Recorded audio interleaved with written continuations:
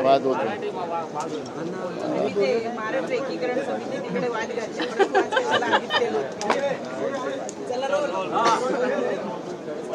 विधानसभा अध्यक्षांची निवड झालेली आहे, बिनविरोध त्यांची निवड झालेली आहे, परंतु तुमचा एक मित्रपक्ष शिवसेना उद्धव बाळासाहेब ठाकरे या पक्षाने मात्र बहिष्कार घातला होता. एकूणच विधानसभा अध्यक्षांची निवड आणि त्यांचा बहिष्कार या ते का आलेत नाही त्यांच्याशी आमची काही चर्चा झालेली नाही. पण आज विधानसभा अध्यक्षाची बिनविरोध निवड झाली, एकमतानं झाली. ही महाराष्ट्राची परंपरा आहे. महाराष्ट्राच्या विधिमंडळाचं जे कामकाज आहे ज्याचा उल्लेख विधानसभा अध्यक्षांनी केला, मी पण केला, की देशपातळीवर महाराष्ट्राच्या विधिमंडळाचं कामकाजाचं एक कौतुक देशभरात केलं जातं. आणि ह्या ज्या परंपरा आहेत आमच्या पूर्व नेतृत्वाने ज्या सांभाळलेल्या आहेत त्याच आम्ही आता सांभाळतो आहे. आणि त्याच्यामुळे आजची निवड जी आहे राहुल नार्वेकर साहेबांची ही परंपरेच्या नुसार बिनविरोध महाराष्ट्रामध्ये आम्ही आज केलेली आहे. परंतु राज्यात विरोधी पक्ष नेता असावा अथवा असू नये याचा सर्वस्वी निर्णय हा विधानसभा अध्यक्षांकडे असताना आपल्या वतीनं काही मागणी सादर करण्यात आलेली आहे का त्यांच्या पुढे? कारण त्यांचं असं म्हणणं आहे की माझ्या पुढे प्रस्ताव आलेला नाही, जेव्हा माझ्या पुढे प्रस्ताव येईल तेव्हा मी त्याबद्दलचा विचार. बघा, आज कामकाज समितीची मीटिंग आहे. आजच्या कामकाज समितीच्या मीटिंगमध्ये पण ही चर्चा आम्ही आणू. कारण राज्याचे मुख्यमंत्री देवेंद्र फडणवीस साहेबांच्या समोरही आम्ही ही भूमिका मांडली. विधिमंडळाचे उपाध्यक्षही हा विरोधी पक्षाचाच व्हावा आणि विरोधी पक्ष नेता हा सुद्धा महाराष्ट्रात ही जी परंपरा आहे त्या परंपरेप्रमाणे व्हावा. कारण की आपण पाहिलं असेल की महाराष्ट्रामध्येच अनेकदा ज्यावेळेस आमच्याजवळ मोठ्या प्रमाणात बहुमत राहायचं त्यावेळेस विरोधकांकडे 6-7 आमदार राहायचे. त्यावेळेस दिबा पाटील वगैरे जे त्यावेळेस विरोधी पक्ष नेता होते, तर ती महाराष्ट्रामध्ये परंपरा राहिलेली आहे. हा जो 110चा कायदा जो आहे हा कुठेही नाही. आणि त्याच्यामुळे माननीय मुख्यमंत्र्यांना काल आम्ही जी भूमिका मांडली त्यांनी सकारात्मक त्याच्यातली भूमिका घेतलेली आहे आणि ते तय होईल. आणि आता या अधिवेशनात नाही पण नागपूरच्या अधिवेशनामध्ये विरोधी पक्ष नेता होईल अशी आमची अपेक्षा आहे. महाविकास आघाडीतून कुठल्या पक्षाला आणि कुठल्या व्यक्तीला ही संधी दिली जाईल, तुमची काही चर्चा झालेली आहे का? अजून यावर कुठलीही चर्चा झालेली नाही. आम्ही बसून निर्णय घेऊ. सभागृहामध्ये फडणवीस यांचं खूप विशेष प्रेम तुमच्यावरती दिसून आलं, भट्टीबाजी पाहायला मिळाली, काय सांगायचं? प्रेम ठेवणं महाराष्ट्रातली परंपरा आहे. ते असतील किंवा मी असेल, आम्ही दोघंही आम्ही एकमेकाचे मित्र म्हणून आम्ही जाहीरपणे सांगतो. तर ही महाराष्ट्राची परंपराच आहे. वैचारिक काय त्यांचा आमचा विरोध असेल पण महाराष्ट्राच्या विकासासाठी आम्ही सगळेजण एकत्रित मिळून काम करणं ही महाराष्ट्राची परंपरा आहे. आणि ती परंपरा आम्ही चालवतो तर त्याला विशेष प्रेम हा शब्द होऊ शकत नाही. अखेरीत देवेंद्रजी असतील, मी असेल, या आम्ही दोघंही एकाच वेळी या सभागृहात आलेलो आहोत. त्यामुळे आमचं आणि एकाच भागातून आम्ही आहोत. त्यामुळे मैत्री आमची आहे आणि ती जगजाहीर आहे, ते काही लपलेली नाही.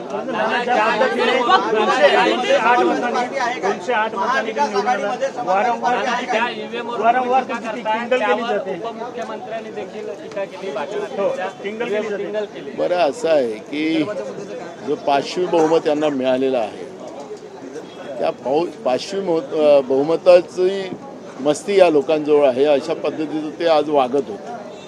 खऱ्या अर्थानं विधानसभा अध्यक्षाच्या अभिनंदनाचा प्रस्ताव सभागृहाचे नेते देवेंद्र फडणवीसांनी मांडलेला होता आणि त्याच्यावरही चर्चा व्हायला पाहिजे. पण आता सरकारला किती मस्ती या 5वी बहुमताची आलेली आहे त्याची आज पूर्ण राज्य त्यांच्या या मस्तीला पाहत होते. जनतेच्या जी काही भूमिका आहे त्या भूमिकेलाही आता दुर्लक्षित करण्याचं काम या सरकारमध्ये सुरू झालेलं असं आपल्याला पाहायला मिळालेलं आहे. मार्कंडवाडी असेल की महाराष्ट्रातल्या अनेक गावात आता ग्रामसभेचे ठराव घेण्याचं काम सुरू झालेलं आहे. हे आम्ही म्हणत नाही, महाराष्ट्रातली जनता वारंवार सांगते की हे आमच्या मतानं आलेलं सरकार नाही. निवडणूक आयोगाचं काम निवडणुका घ्यायच्या आहेत, पण मतदानाचं काम जे आहे, मतदार राजा म्हणजे आपण ज्यावेळेस म्हणतो की त्यांना राजा म्हणतो, कारण की ते दान करतात. एक मताचा अधिकार हा जो प्रत्येक व्यक्तीला दिला गेलेला आहे, त्यांच्या मताला ते कुठं गेली ती मतं, ज्याला दिली त्याला गेली नाही असं सांगतात आहे. मार्कंडवाडीमध्ये जे काही बॅलेट तयार केलेलं होतं त्यांनी ते उमेदवारांचं नाव टाकलेलं होतं, त्यामुळे त्या उमेदवारांची संमती त्यामध्ये लागतं, त्याच्यामुळे त्यांनी तो विरोध केला असं आपण म्हणू शकू. पण सिंपल पक्षीय त्यांना गावकऱ्यांना मतदान करायचं असेल आणि मॉक पोलिंग करायचं असेल, त्याला काही निवडणुकीशी ग्राह्य पकडता येणार नाही. ती मॉक पोलिंग राहणार आहे. मॉक पोलिंग करण्याचा अधिकार ग्रामस्थांना आहे, जनतेला आहे, आणि तो अधिकार कोणीही हिरावून शकत नाही. मी म्हणून मगाशी माननीय अध्यक्षांनाही सांगितलं की ही जी काही यांच्याकडून जे वक्तव्य या ठिकाणी झालेलं आहे, मार्कंडवाडीवर एक चर्चा या विधानसभेमध्ये करावी ही मागणी पण मी मगाशी विधानसभेमध्ये केलेली आहे. आखरी लोकांच्या मताची थट्टा करण्याचं काम हे पाशवी बहुमत घेतलेलं सरकार अगर विधानसभेत करत असेल आणि जनभावना ओळखत नसेल तर ही गंभीर बाब आहे. आणि म्हणून हे सत्तेची मस्ती मगाशी त्यांची बोलत होती. राहुल गांधी के नेतृत्व के ऊपर सवाल उठाए जा रहे हैं, ममता बनर्जी का नाम आगे किया जा रहा है. शरद पवार ने भी वही चीज कही. मराठी उद्या तुम्ही सरकारला जाता, सचिन पडळकर आणि सदाभाऊ खोत देखील जात आहेत. प्रत्येकाला जाण्याचा अधिकार आहे. काही आम्ही कुठं बाहेर देशात नाही चाललेलो आहोत, आपल्या महाराष्ट्रातच चाललेलो आहोत. महाराष्ट्रातल्या गावातल्या जनतेच्या भावना, मार्कंडवाडीच्या गावातल्या लोकांच्या भावना समजून घेण्यासाठी आम्ही चाललेलो आहोत. काल शरद पवार साहेब गेले होते, उद्या मी जाणार आहे, सत्ता पक्षाचे लोक जाणार आहे, तर त्याला कोणाचा विरोध राहायचा काही कारण नाही. राहुल गांधी के नेतृत्व के ऊपर सवाल उठाए जा रहे हैं, ममता बनर्जी वेगवेगळे लढणार स्थानिक स्वराज्य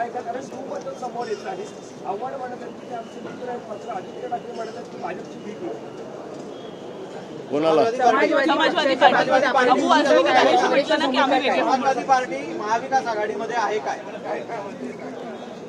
आम्हाला वाटतं ते आमच्या बरोबर आहे, पण अजूनपर्यंत त्यांचे जे नेते आहेत महाराष्ट्राचे ते 2 दिवसापासून मला भेटच होत नाही. मी तुम्हाला त्या दिवशी सांगितलं की माझी भेट झाल्यानंतर त्याशी बोलतो आणि एकदा बोलणं झाल्यानंतर मग तुमच्या समोर बोलू. नाही, अंतर नाही, ते आलेच नाही ना. अरे अंतर नाही बाबा, ते सभागृहातच आले नाही. त्यांचे दुसरे एक आमदार आहेत, त्यांना मी म्हणालो कुठे आहेत साहेब, त्या अबू साहेब आलेच नाही म्हणतो ते सांगतात आहेत. आता पण भेटलेत, आजही अबू साहेब आलेले नाहीत. अबू साहेब भेटलेत की मग आम्ही त्याच्यावरती तुम्हाला चर्चा करू. स्थानिक स्वराज्य संस्थांच्या निवडणुकीत काय करणार आहात? स्थानिक स्वराज्य संस्थांच्या निवडणुकीत महाविकास आघाडी एकत्रित लढणार आहे का? अजूनही कुठली त्याच्यावरची चर्चा झालेली नाही. स्थानिक कार्यकर्त्यांना, त्या जिल्ह्यातल्या लोकांना विचारून आणि महाविकास आघाडीच्या मीटिंगमध्ये बसल्यावर त्याच्यावरचा निर्णय घेण्यात येईल.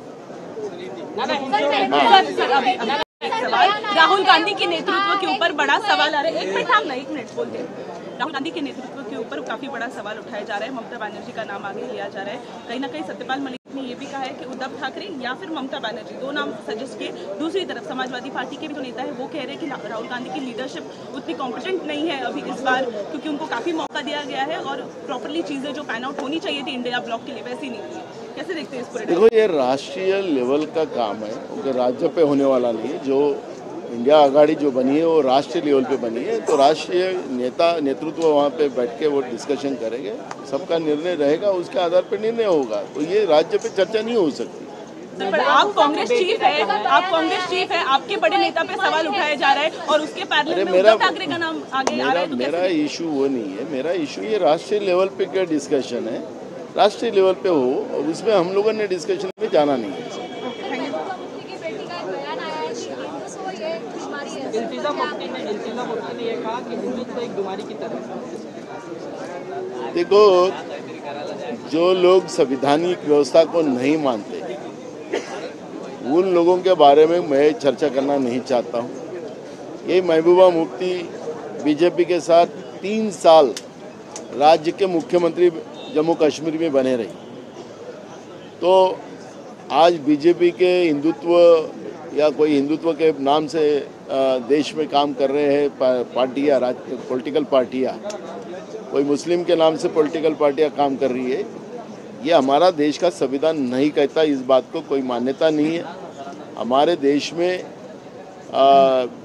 जो संविधान ने हमें दिया है, एक पुरुष और एक महिला और इंसानियत, ऐसे 3 हमें जातियाँ उसमें हमारे को दी गई है और उसी को, इंसानियत को लेकर ही हमको काम करना है। यही हमारा संविधान कहता है। धर्म या राजनीति का एक अंश नहीं हो सकता। ये कई बार हमने कांग्रेस की तरफ से भूमिका रखी है और वो कदापि चुनाव में धर्म जो लाते हैं, सही में तो मैं आपको आपने सवाल किया तो इसलिए मैं आपका उसका जवाब एक अलग ढंग से देता हूँ। आपको याद होगा कि बाला साहब ठाकरे जी ने हिंदुत्व के नाम से उस समय में पोलराइजेशन करने का काम किया था और एक प्रकरण सुप्रीम कोर्ट तक गया, तो माननीय सुप्रीम कोर्ट ने बाला साहब के 6 साल के लिए उनके वोट के राइट भी कम कर दिए थे। लेकिन आज देश में धड़ालेल से बटेंगे तो कटेंगे, धार्मिक पोलराइजेशन बड़े पैमाने में किया जाता है। बाला साहब के समय में बाला साहब को जिस तरह से पनिशमेंट किया गया था, उनका वोट कम, उनका अधिकार निकाल दिया गया था, तो भाजपा तो ये धड़ाले से कर रही है देश में पोलराइजेशन। तो महबूबा मुफ्ती हो या भाजपा हो या और कोई हिंदू मुस्लिम धर्म के नाम से नेतागिरी करने वाले लोग हो, उसके बारे में माननीय सुप्रीम कोर्ट ने, माननीय न्यायालय ने इसके ऊपर ध्यान देना चाहिए। और इस तरह का पोलराइजेशन ये देश के डेमोक्रेटिक व्यवस्था के लिए घातक है और ये देश के लिए हानिकारक है और इसके तरफ अभी से ही ध्यान देने की जरूरत है। और ऐसे कोई लोग बकवास करते हैं उसको समय के साथ रोकना चाहिए। ये भूमिका कांग्रेस पार्टी की है। समाजवादी पार्टी क्या महाविकास आघाड़ी का हिस्सा है? क्योंकि अबू आदमी नाराज बताया जा रहा है, उन्होंने बोला कि हम नहीं। अबू को हम ढूंढ रहे हैं, वो किधर है? नाराज आपके सामने बोले हैं, उसके बाद में दिखे ही नहीं है। अबू मिल जाए एक बार, उनका एक MLA मिलता है तो उसको पूछता हूँ किधर है, तो अबू आ रहे करते कहते हैं, एक बार मिलने दो। बेळगावाबद्दल तुमचं काय म्हणणं आहे? महाराष्ट्र एकीकरण समितीचं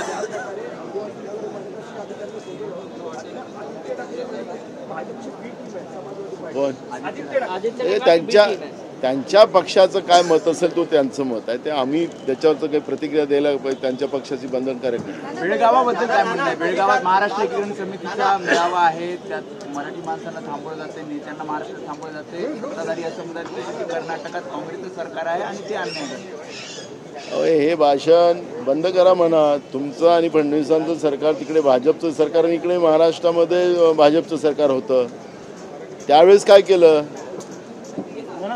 त्यावेळेस काय केलं?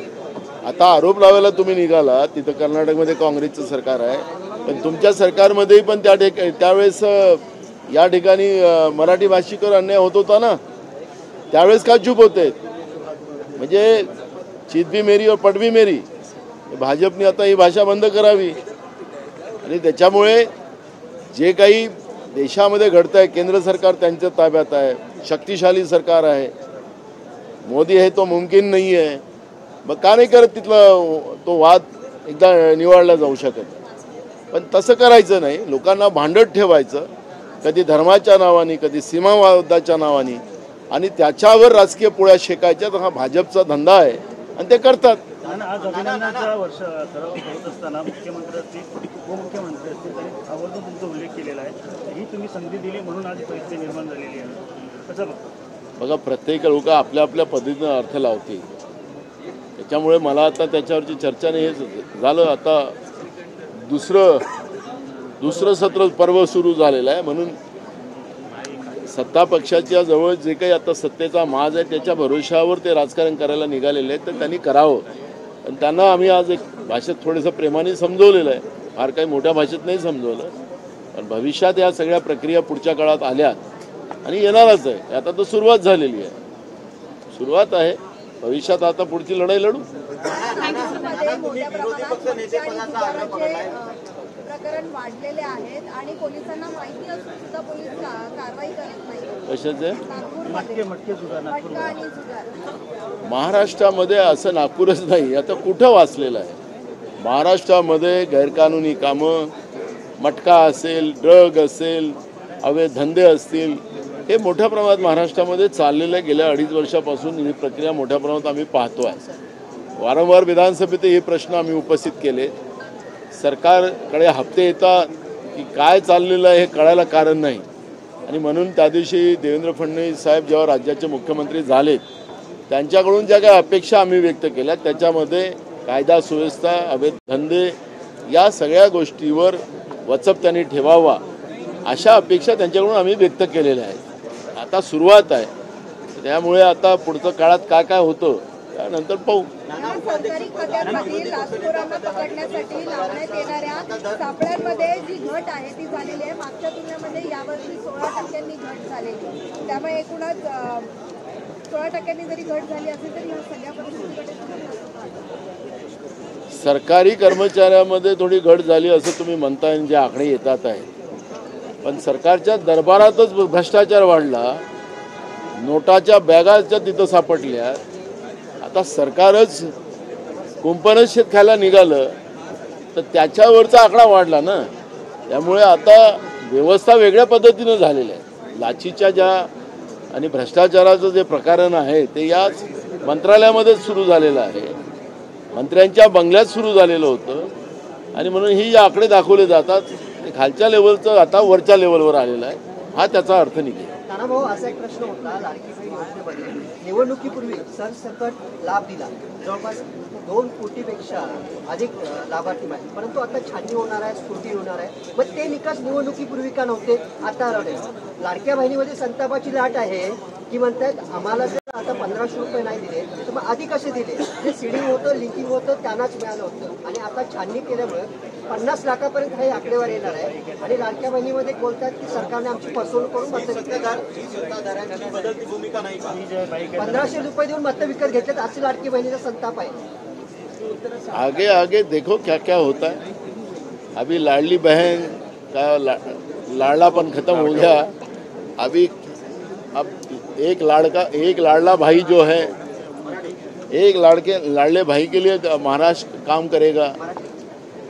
एका लाडक्या भावासाठी महाराष्ट्र काम करणार. लाडक्या बहिणीचं काम संपलं मतदानाच्या काळात. आता एका लाडक्या भावासाठी काम केलं जाणार आहे. तसा पहिला लाभार्थी मंत्रिमंडळातला, आत्ताच्या मंत्रिमंडळात आता जे 3 लोकांचं मंत्रिमंडळ झालं त्यातला पहिला लाभार्थी हे त्या शपथविधीच्या नंतरच जवळपास बेनामी 1000 कोटीची संपत्ती त्याच्या नावाने झाली. तर एक लाभार्थी झाला आता लाडका. हां, मी मंत्रिमंडळातलं म्हटलंय. एक भाऊ झाला 1000 कोटीचा आणि ते बेनामी संपत्ती. ते म्हणले माझी संपत्ती नाही आहे. आता तो पहिला झाला. आता लाडक्या बहिणीचं काम संपलं. आता करू ना, त्यांनी सांगितलं ना आज की आमच्या लाडक्या बहिणीमुळे आम्ही सत्तेत आलो. आता करू ना, पुढे आहे ना पुष्कळ खेळ. तुम्ही उपाध्यक्ष पदासाठी आणि विरोधी पक्षनेत्या पदासाठी मुख्यमंत्र्यांकडे आग्रह करताय. सत्ताधारी याकरिता मोठं मन दाखवतील काय? सगळ्या गोष्टी प्राप्त करू, तुम्ही काळजी नको करा. थांबा, आता सुरुवात आहे. सर, खासकर वो हो गया ना उसका सवाल. कल सर हिंदी में ममता बनर्जी बोल रही है इंडी अलायंस का हेड करेगी वो, क्या चल रहा है? सुप्रिया सुले ने बैक कर रही है ममता बनर्जी को. ममता बनर्जी बोल रहे हैं हिंदी ब्लॉक चला नहीं पा रहे कांग्रेस एंड ऑल. देखो, ये नेशनल लेवल का इशू है. इंडिया अलायंस का जो इशू है वो नेशनल लेवल का है. स्टेट लेवल पे इंडिया अलायंस नहीं, हमारा एम भी है. तो इंडिया अलायंस का जो भी डिसीजन होगा वो दिल्ली में होगा, वो यहाँ नहीं होगा. और इसलिए मैं राज्य से वहाँ के जो विषयों के ऊपर मैंने कुछ कमेंट करना ये गलत हो. लेकिन रईस सिंह भी कह रहे हैं कि अखिलेश यादव को बनाया जाना चाहिए क्योंकि वो उसको साथ लेके चल. अरे भाई, मैंने अब वो यहाँ के नेता है, अभी वो दिल्ली के नेता नहीं है रईस से. वो होने दो ना उनका डिसीजन. Okay, thank you. हा प्रत्येकाला असं प्रश्न विचारतो का?